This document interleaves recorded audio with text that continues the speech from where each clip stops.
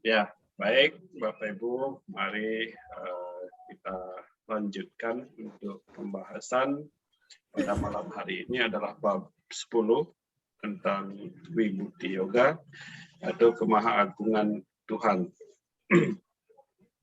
Sebagai prolog,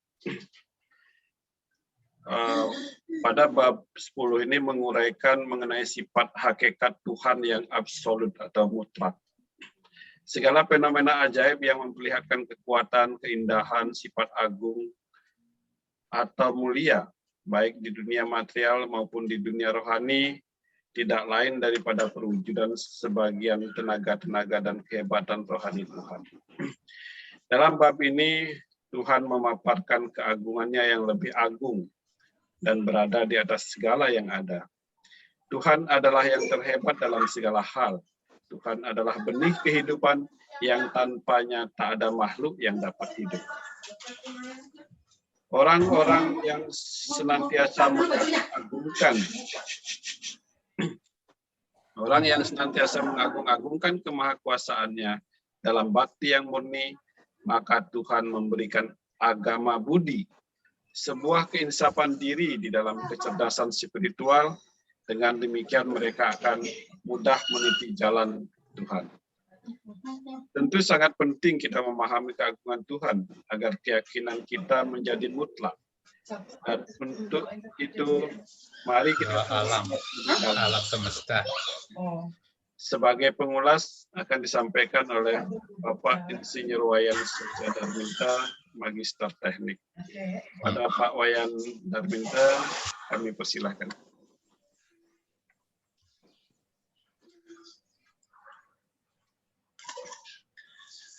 Oke, terima kasih Pak Made atas kesempatan untuk menyampaikan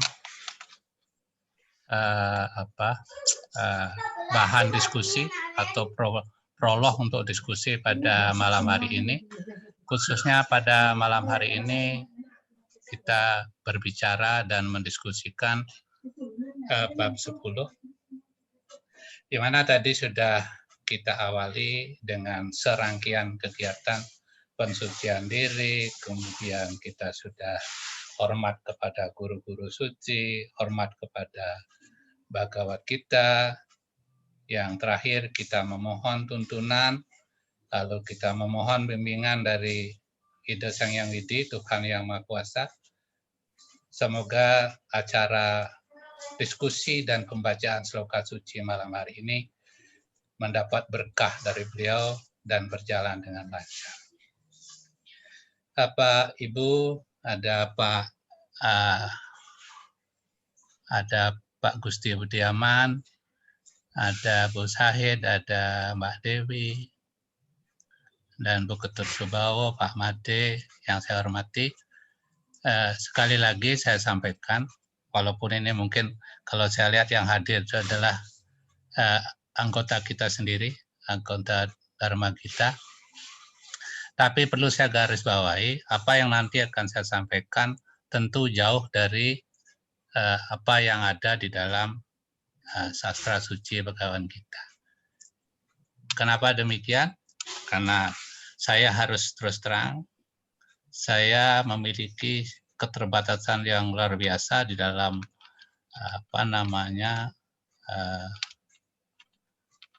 mengambil makna-makna yang ada di dalam Bhagavad Gita. Namun demikian Bapak Ibu, karena ini sudah menjadi tugas dan kewajiban saya dari Bapak inspirator dari Dharma Gita Nusantara, tugas ini saya akan lakukan walaupun mungkin tidak sempurna. Begitu.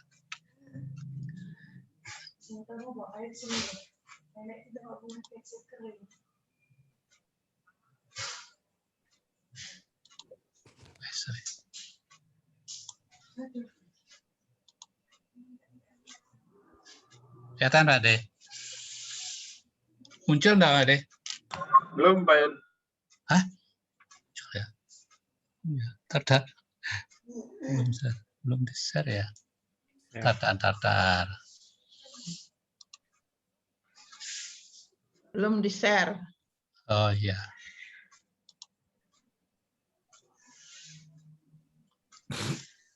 Bisa ya? Bentar. Share screen.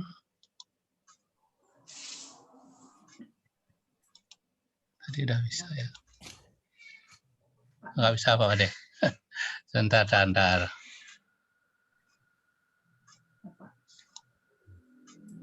ulang itu.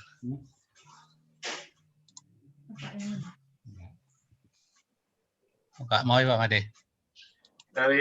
Kembali ke Zoom Pak Yan, terus ke Zoom dulu. Terus share screen. Zoom. Share screen. Terus nanti ada pilihan tuh kan, pilih yang PowerPoint itu. Muncul enggak? Belum. Belum ya? Belum. PowerPoint-nya udah diklik belum PowerPoint-nya? Sabar. Sudah tak share ya? PowerPoint-nya udah diklik belum? Udah?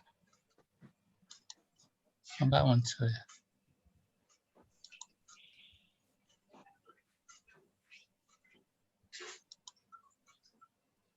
Kok ke situ malah?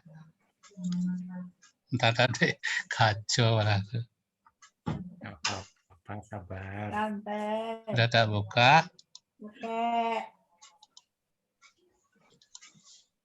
Enggak mau masuk ya? Saya keluar dulu apa deh? Enggak, dari Zoom aja, dari Zoom. Share screen. Tadi yang PowerPoint-nya udah dibuka kan? Udah. Ini udah kebuka ya. Ini loh. Itu di tempatnya Pak Wayan aja, itu mungkin di slide show maksudnya ya. Ke Zoom-nya dulu Pak Yan. Hah? Ke Zoom-nya dulu.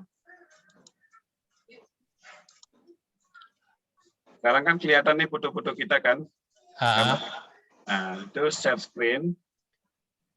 Udah. Yang warna hijau itu. Udah. Nah, setelah share screen kan ada pilihannya tuh, ada screen, ada whiteboard, ada apa itu.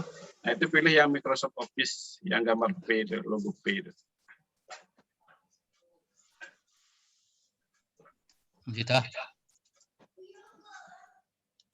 Kalau di klik share screen apa munculnya? Ada. Bentar ya. Nggak bisa.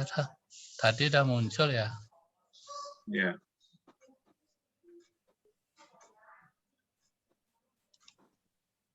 Nggak mau ini.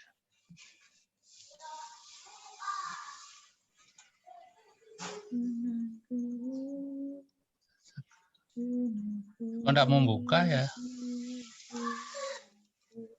Nah, itu. Udah. Oh. Ada. Udah muncul. Kelihatan ya? Kelihatan. Ya. Jadi saya mengawali dengan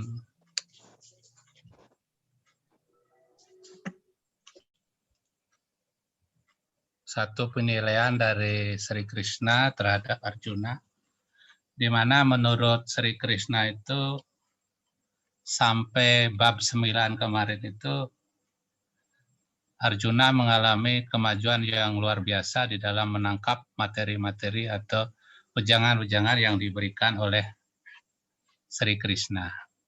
Nah, oleh karena itulah dia lalu akan melanjutkan wejangan yang berikutnya pada bab 10 seperti yang malam hari ini kita akan bicarakan.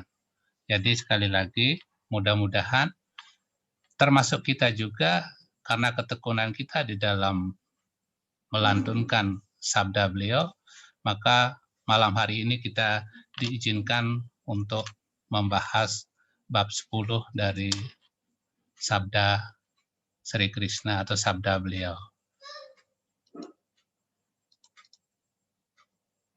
Kelihatan enggak deh?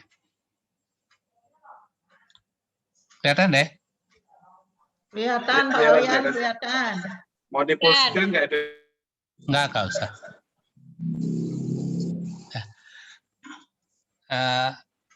yang ingin saya sampaikan setelah tadi saya sampaikan bahwa kenapa Sri Krishna melanjutkan pujangannya kepada Arjuna, karena Arjuna dianggap mempunyai satu kemajuan, satu ketekunan di dalam menekuni ajaran-ajaran dari Sri Krishna. Sekali lagi mudah-mudahan grup Dharma Gita pun akan mengalami hal yang sama. Terus-menerus kita tekun mempelajari tentang sabda beliau.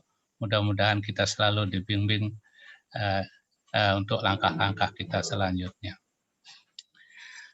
Secara garis umum,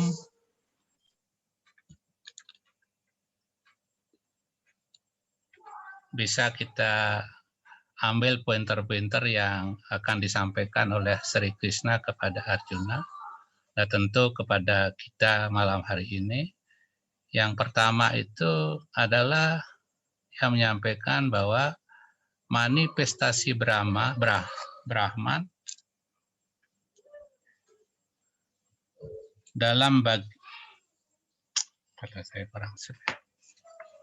dalam beberapa hal, manifestasi Brahman dalam berbagai wujud sebagai sumber segala-galanya. Jadi yang pertama nanti secara umum maka beliau akan menyampaikan bahwa Brahman itu termanifestasi di dalam berbagai wujud sebagai sumber dari segala yang ada di alam semesta ini.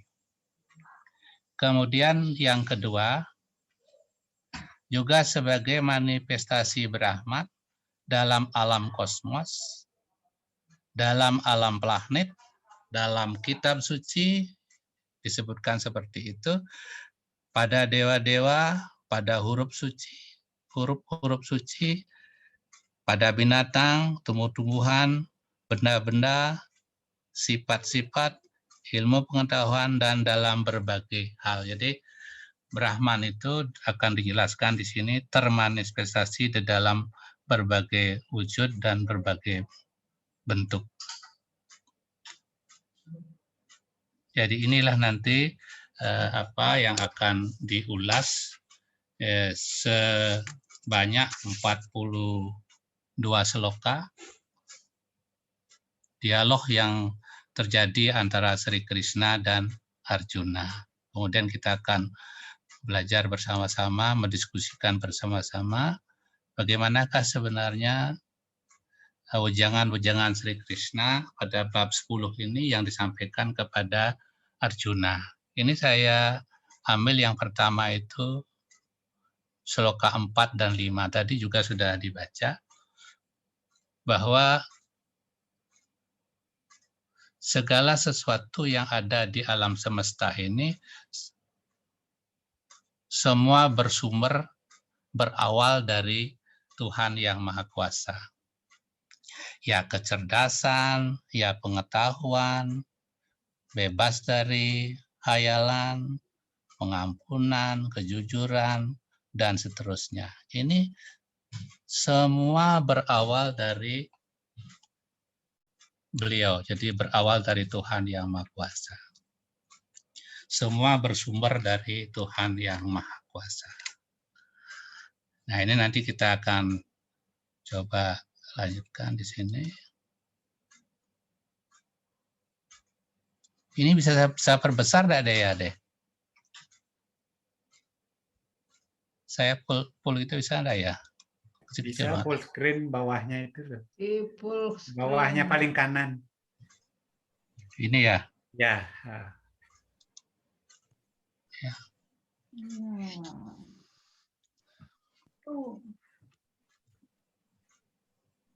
Jadi kalau saya coba tafsir gitu menurut menurut sudut pandang saya yang sangat sempit gitu. Semua yang ada di alam ini adalah ciptaan dan berasal dari dirinya.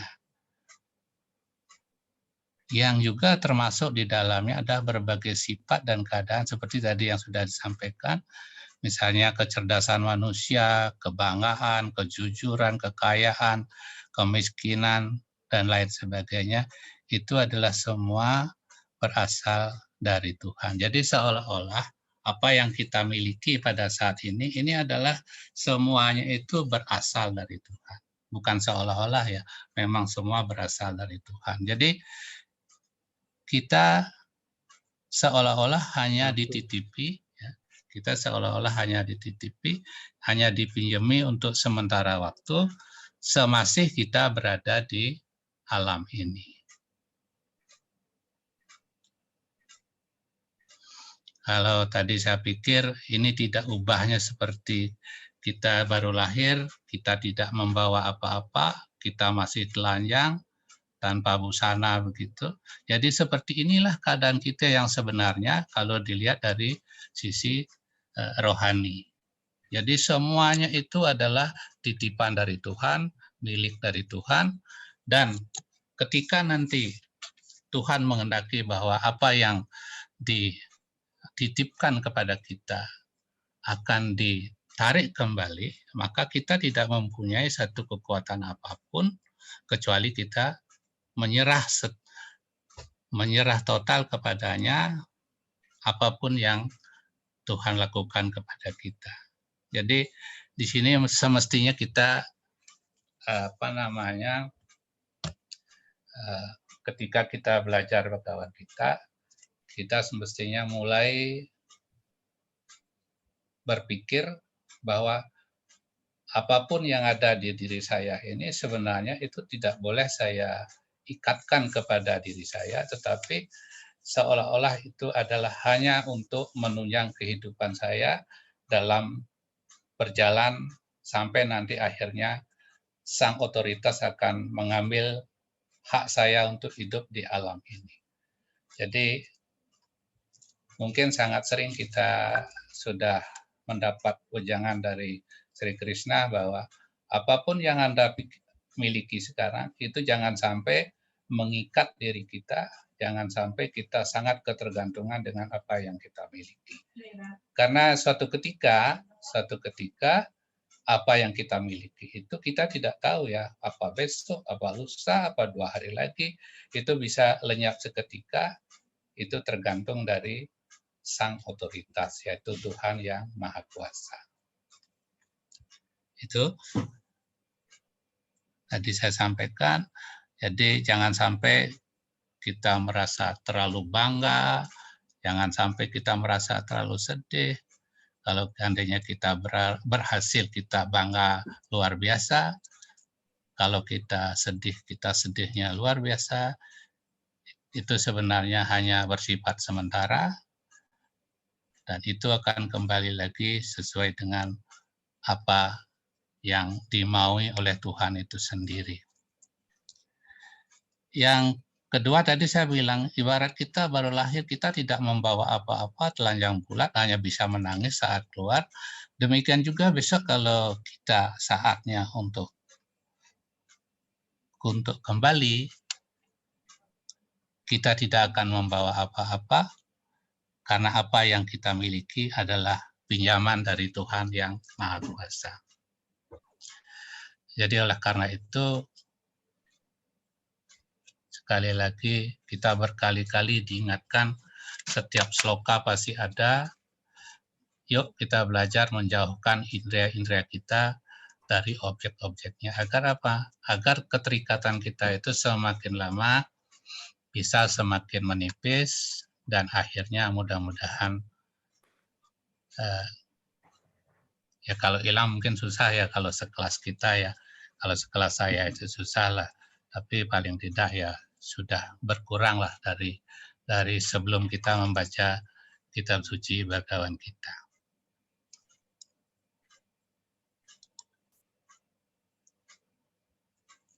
Nah, lalu mungkin ada pertanyaan begini, lalu apa terus yang saya miliki? Terus bagaimana cara saya agar saya mendapat karunia dari Tuhan yang Maha Kuasa? Bagawan kita selalu memberikan jalan kepada kita, selalu memberikan petunjuk kepada kita lewat dialog-dialognya antara Arjuna dan Sri Krishna. Ini mungkin kita bisa cermati di Sloka 9. Inilah cara yang diberikan oleh Sri Krishna, bagaimana caranya supaya kita senantiasa mendapat berkah spiritual darinya. Jadi di Sloka 9 itu, mat cita mat gata prana, bodayantah paras param, kata yantasca mam nityam, tusyanti ca ramanti ca.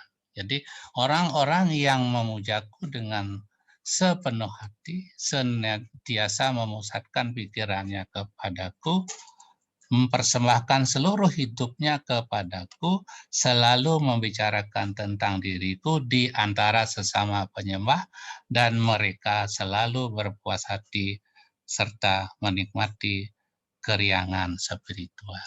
Jadi inilah solusi yang diberikan oleh Sri Krishna. Sekarang tinggal kita, apakah kita bisa menjalani seperti itu? Semestinya saya yakin Bapak Ibu akan bisa sedikit demi sedikit akan selalu mengikuti tuntunan-tuntunan yang sudah diberikan oleh Sri Krishna lewat Bhagawan kita ini. Jadi kita tidak usah khawatir, kita masih diberi jalan, kita akan mendapat berkah dari beliau selama kita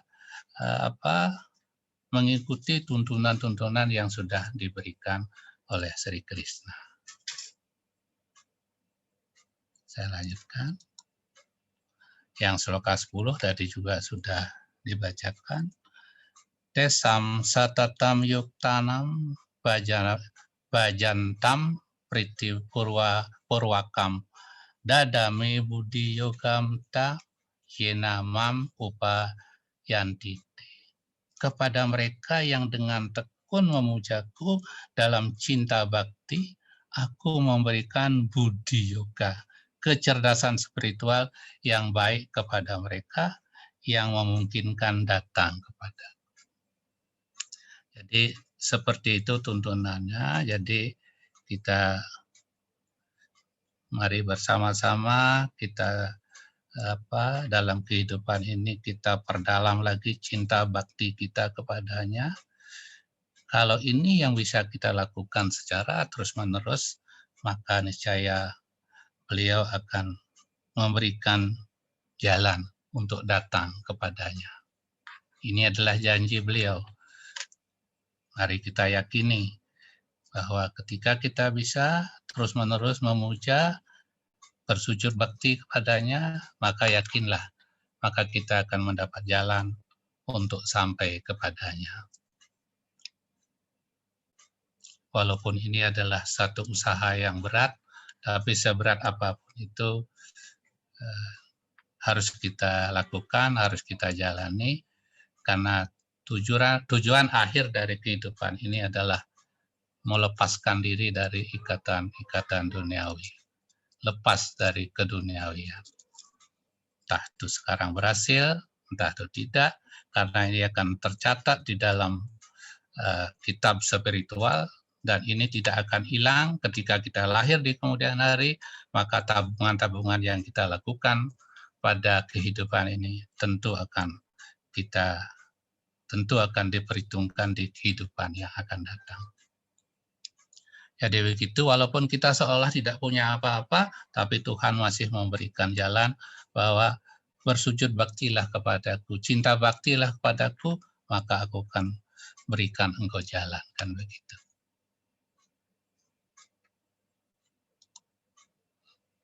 Kemudian yang 11, hanya dengan tujuan untuk memberikan karunia khusus kepada penyembahku yang murni, maka aku yang bersemayam di dalam hatinya dengan sinar cemerlang lampu ilmu pengetahuan suci melenyapkan kegelapan batinnya yang disebabkan oleh kebodohan. Jadi ini adalah sloka terakhir yang saya sitir, yaitu sloka 11 di bab 10 ini. Maka Tuhan akan turun untuk memberikan sinar sucinya kepada batin kita yang sedang kegelapan ini, memberikan lentera kepada kita agar kita bisa berjalan di jalannya. Maka kita harus senantiasa kembali kepada tuntunannya. Tadi sudah disampaikan, hanya dengan tujuan untuk memberi karunia khusus kepada penyembahku. Jadi ketika kita sudah menjadi penyembah dari Tuhan Yang Maha Kuasa, maka beliau berjanji, aku yang bersemayam di dalam hatinya. Dengan sinar cemerlang lampu ilmu pengetahuan suci, melenyapkan kegelapan batin yang disebabkan oleh kebodohan. Jadi kita ini, saya terutama masih dalam keadaan dalam kebodohan, kegelapan begitu. Ya mudah-mudahan dengan usaha seperti ini, setiap minggu, mungkin setiap hari, kita melantunkan sloka suci begawan kita. Mudah-mudahan Tuhan menyinari kegelapan kita, dan mudah-mudahan juga kebodohannya akan sirna, dan kita bisa lepas dari kebodohan dan kegelapan dunia ini. Karena inilah yang menyebabkan kita terbelenggu oleh hal-hal yang bersifat duniawi. Hanya kebodohan yang membelenggu kita, sehingga kita menganggap bahwa hal-hal yang duniawi itu adalah hal yang paling utama. Nah, begitu Bapak-Bapak yang bisa saya sampaikan. Jadi sekali lagi bahwa semua yang ada, yang kita miliki sekarang ini adalah berasal darinya. Jadi kita seolah-olah hanya dipinjami untuk kebutuhan kita melanjutkan hidup kita di sini, dan kemudian ketika kita akan kembali melepaskan dunia ini, semua apa yang kita miliki itu akan sirna begitu saja, tidak pernah kita bawa ke sana. Yang kita bawa ke sana adalah karma-karma baik kita, karma-karma buruk kita, yang kemudian akan kita pertanggungjawabkan dan kita nikmati pada kehidupan yang akan datang. Jadi kita jangan merasa congkak, merasa sombong kalau sudah kaya, mungkin ini adalah hakku, ini adalah milikku, ini semua adalah usahaku. Itu menurut bawaan kita itu tidak benar. Jadi semua yang kita miliki di sini, semuanya itu berasal dari Tuhan Yang Maha Kuasa. Saya kira itu yang bisa saya sampaikan. Nanti mudah-mudahan nanti bisa dilanjutkan ke sesi diskusi. Ya, karena tidak banyak yang datang, mudah-mudahan nanti diskusinya juga lebih fokus begitu. Saya kira itu Pak Made dan Bapak Ibu sekalian, kurang lebihnya saya mohon maaf yang sebesar-besarnya. Saya akhiri dengan Paramo Santi. Om Santi, Santi, Santi, Om. Ampun Pak Made. Oke, Pak Wayan, terima kasih atas ulasannya. Saya yakin banyak hal yang bisa kita dapatkan bersama ya, dengan kondisi kita masing-masing.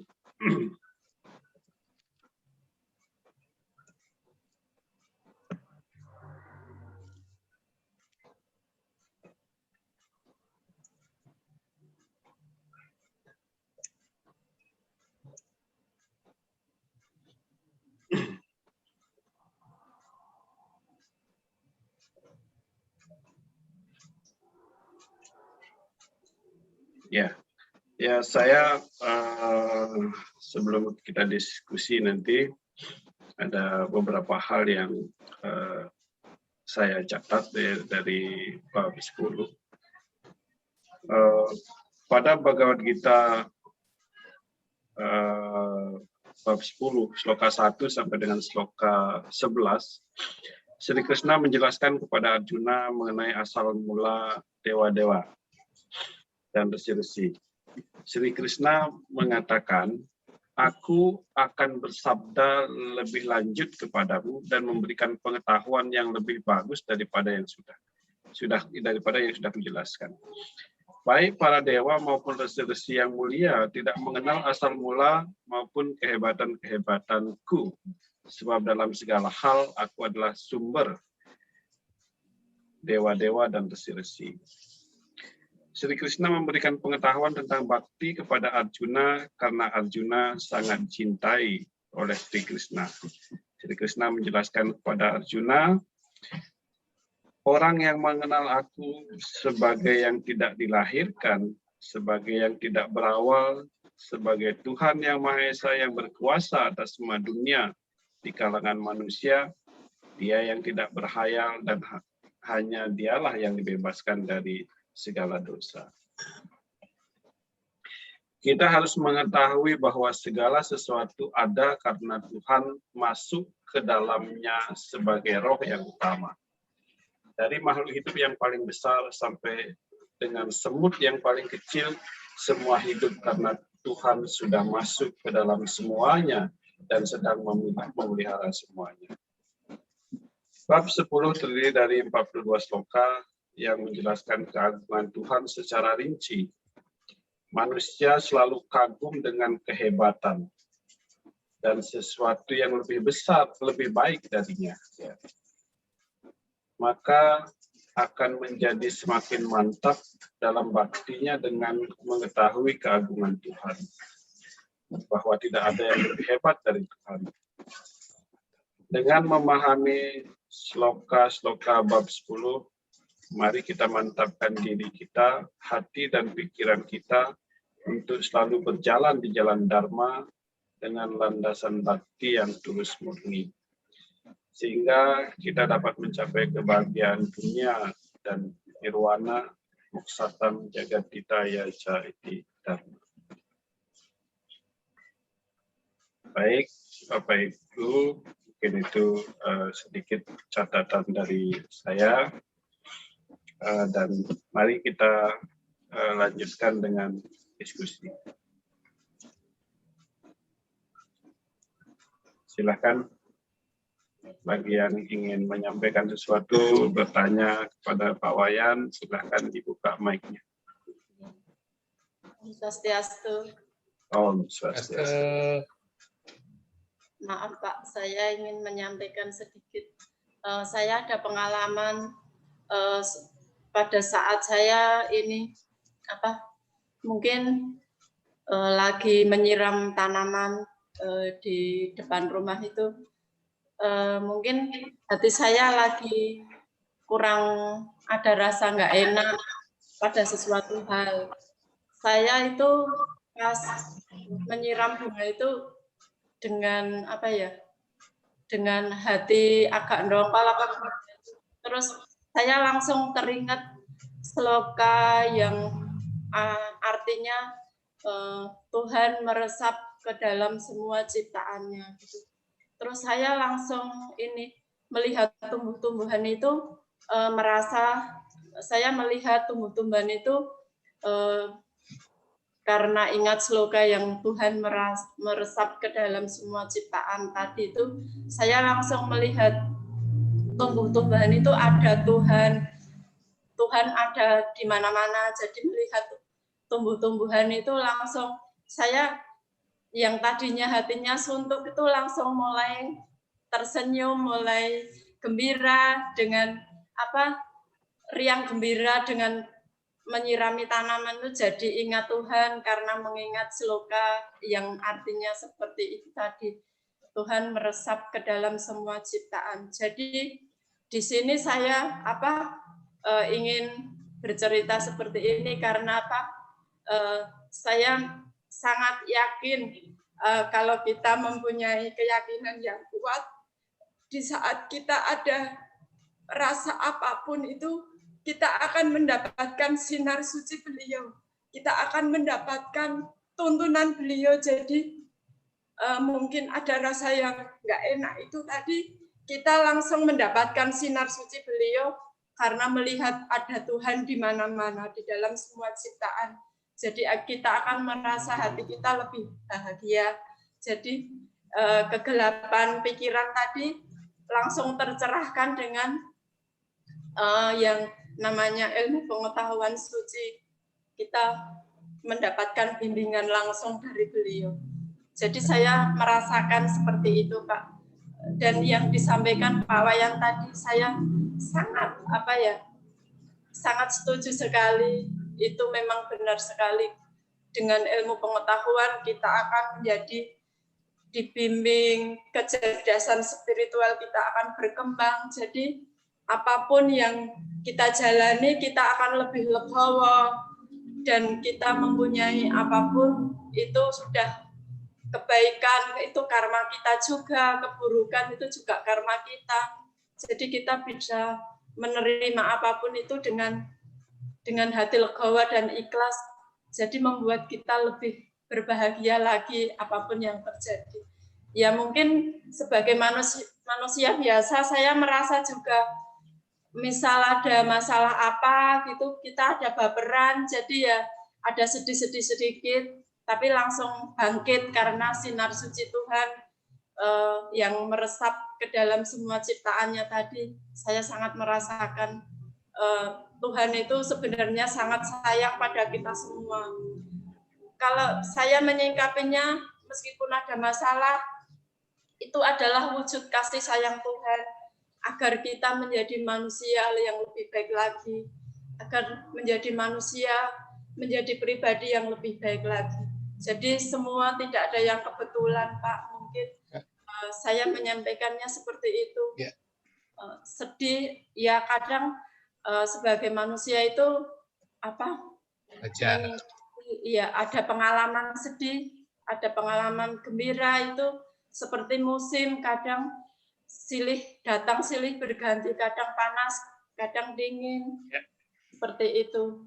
Ya mungkin ini yang saya sampaikan. Maaf kalau ada kekurangannya. Om Santi Santi Santi. Om Santi Santi Santi. Om. Ya, ini testimoni yang luar biasa, sederhana gitu ya, tetapi sangat bermakna. Ya, berawal dari jenana, ya, berawal dari pengetahuan, kita tahu tentang sloka itu, maka itu merubah perilaku. Ya.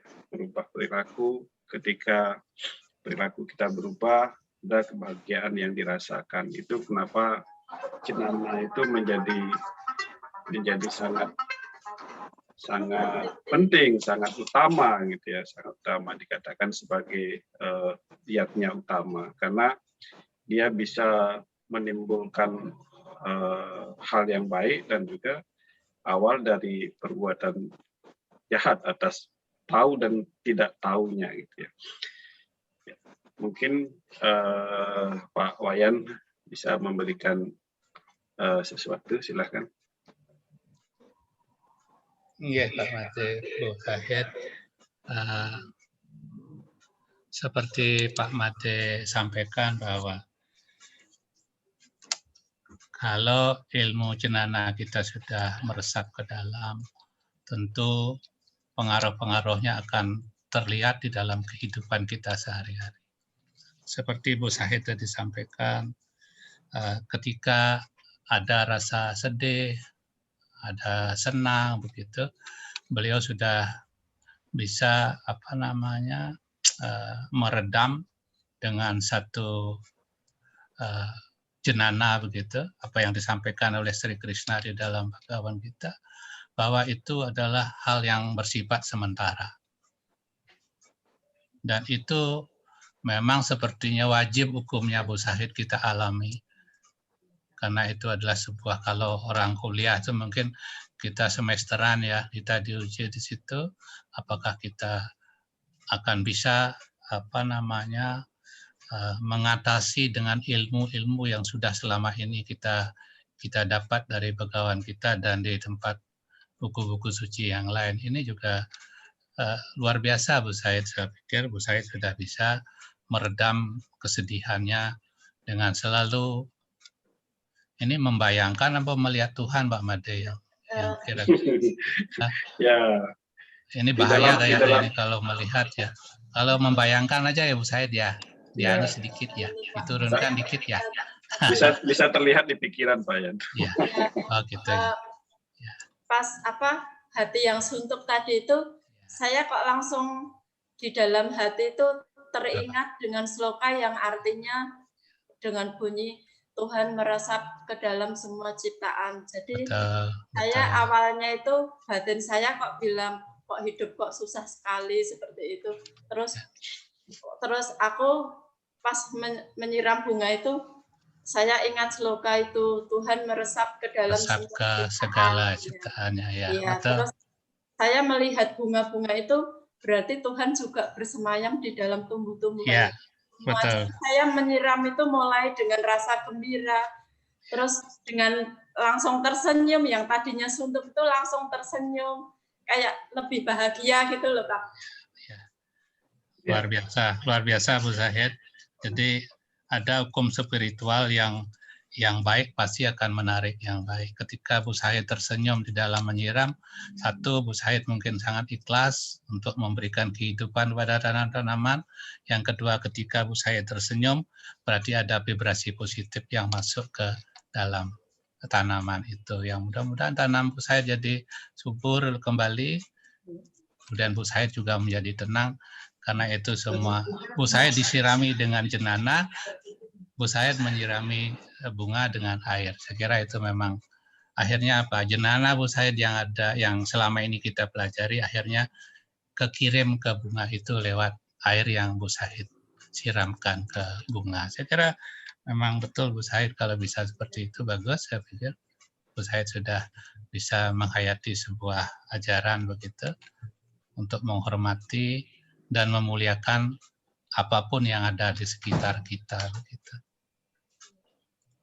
Kalau boleh saya sedikit haluskan, jangan melihat ya, membayangkan aja ya, nanti di luar nggak enak nanti kalau ditanya.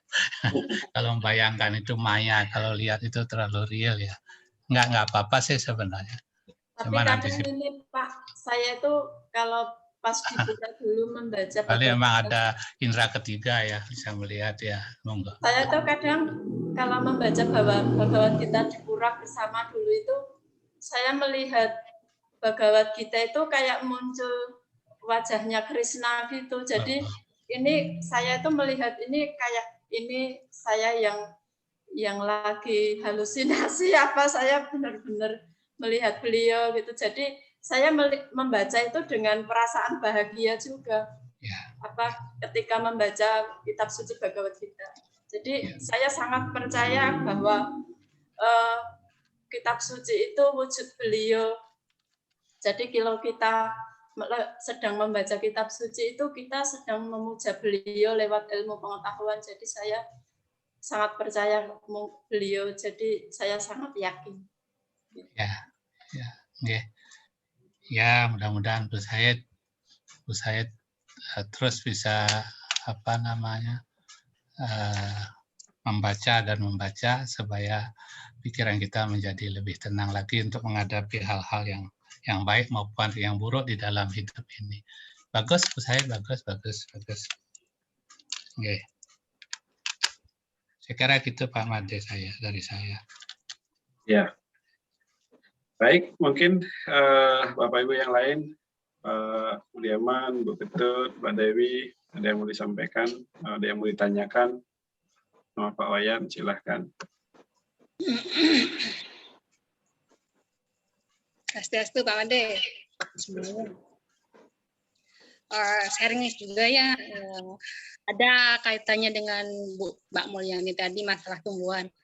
Kalau saya melihat ke tumbuhan itu, belum sampai pikiran saya bahwa di situ itu istilahnya kalau tidak boleh memakai istilah melihat bahwa Tuhan itu meresap dalam saya melihatnya itu memang apa ya, memang benar-benar tumbuhan. Baru yang saya lihat itu itu tumbuhan.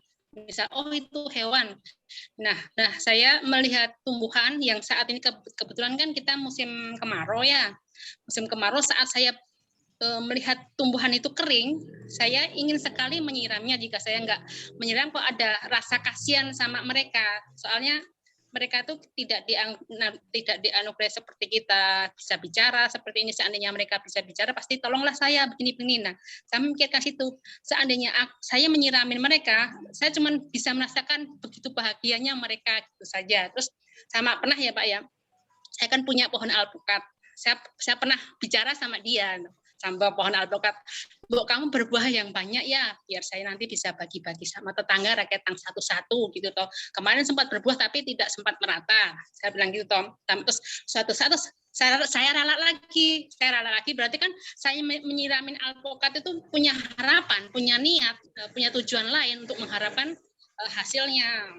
Dengan kita kan sering sharing dengan bakat kita, pokoknya kita kerja seterusnya masalah hasil nanti. Kemudian saya ralat lagi ke alpukat, dadah, aku nggak minta apa-apa sama kamu, cuman aku sebisaku menyiramin kamu, terserah nanti kamu berbuah atau tidak.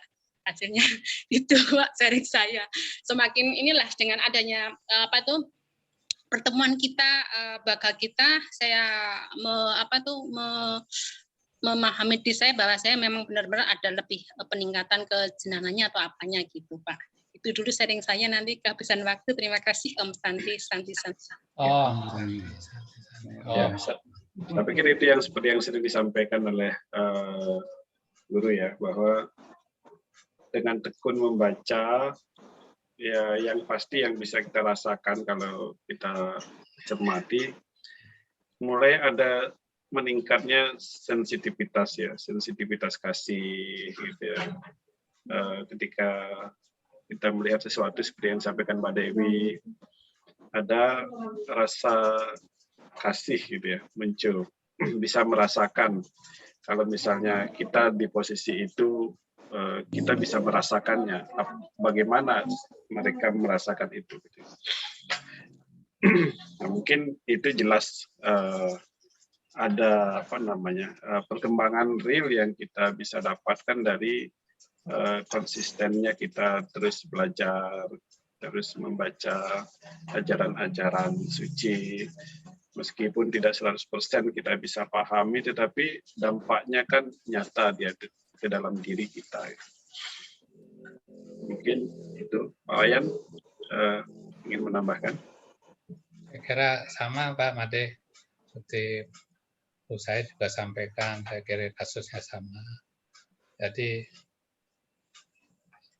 apapun niatan yang jelas, Mbak Dewi kan sudah, cinta kasihnya sudah ada di situ kepada ciptaannya. Tadi kan sudah disampaikan, apapun yang ada di sekitar kita, itu adalah semua berasal dariku. Ketika kita perhatikan apapun yang ada di sekitar kita, kita berarti sudah melakukan langkah yang luar biasa. Berarti gitu Pak Made. Menurut saya seperti itu. Hal-hal yang baik yang kita lakukan itu akan terakumulasi di dalam diri kita sih ya, akan menjadi energi-energi positif. Ya mungkin semakin kalau kita bicara sedikit ke duniawi, apa yang kita pikirkan itu lebih cepat terwujud gitu. Terjadi.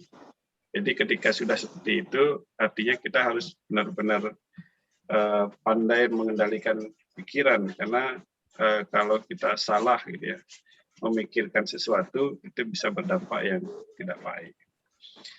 Tetapi ketika kita meniatkan hal yang baik, itu lebih mudah datangnya. Saya pikir itu Mbak Dewi sering testimoni ya, itu kekuatan pikiran kita, tingkat sensitivitas kita, jadi barrier sekat-sekat itu semakin tipis gitu ya. Semakin tipis, dan harapannya kalau kita terus lakukan itu berarti jarak kita gitu ya, dengan Tuhan itu semakin dekat. Jadi kita tidak perlu penghubung lama-lama. Harapannya begitu. Kalau sekarang mungkin kita butuh banyak penghubung karena kita terlalu kotor gitu ya, terlalu banyak sekat-sekat, tertinggalnya jauh sekali dari pusatnya Tuhan itu, sehingga kita membutuhkan penghubung. Ya harapannya kita melangkah semakin dekat. Gitu. Oke. Baik, mungkin ada lagi yang mau disampaikan. Jika tidak, kita akhiri. Tadi di awal diskusi sebelum kita mulai, Pak Wayan menyampaikan, Pak Budiaman juga menyampaikan, agar tidak terlalu lama sehingga tidak bosan. Ya, kita coba batasi mulai hari ini sampai dengan jam 8:30. Jam berapapun jumlahnya, gitu. Berapapun jumlahnya, kita tetap mulai di jam 7. Jam 6.45 kita mulai masuk, bisa say hello, bisa kangen-kangenan. Jam 7 kita mulai. Dan 8:30 kita selesai. Bagus kangen-kangenannya di awal. Ya. Hari ini tumpak wayang Pak Made, mungkin ya, banyak benar. yang biodalan. Dia juga kebetulan biodalan di Bali, jadi juga maturan. Kayaknya teman-teman banyak yang ada biodalan ya. Karena di mana di Pedarman itu juga biodalan hari ini. Oh. Tumpak wayang hari ini, tumpak wayang. Tumpak wayang. Ya, nggak masalah. Yeah. Baik, terima kasih Bu Tut atas informasinya. Mari mungkin dibahas untuk minggu depan. Yeah. Atau sekali mungkin bila perlu diselingi dengan seperti itu, nanti kita diskusikan ya. Oke. Mari kita tutup dengan Santi Mantra, sikap Anjali. Dia